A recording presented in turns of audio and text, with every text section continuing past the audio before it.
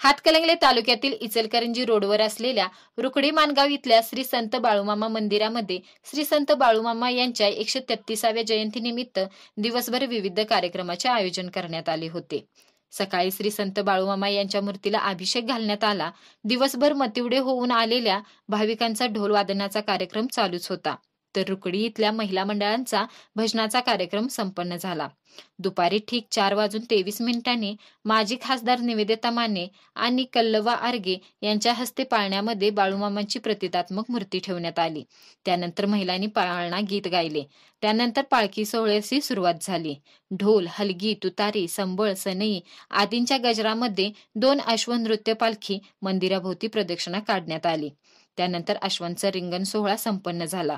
यावेळी माजी खासदार निवेदिता माने, आमदार अशोकराव माने, माजी आमदार के.पी. पाटील, शिवसेना माजी जिल्हाप्रमुख मुरलीधर जाधव, माळशिरस इथल्या श्री श्री सद्गुरू साखर कारखान्याचे चेअरमन बाळासाहेब कर्णावर, लक्ष्मण कोळेकर, रंजनताई देशमुख, रघु आर्गे यांच्यासह भाविक भक्त मोठ्या संख्येने उपस्थित होते। दिवसभरात हजारो भाविकांनी महाप्रसादाचा लाभ घेतला।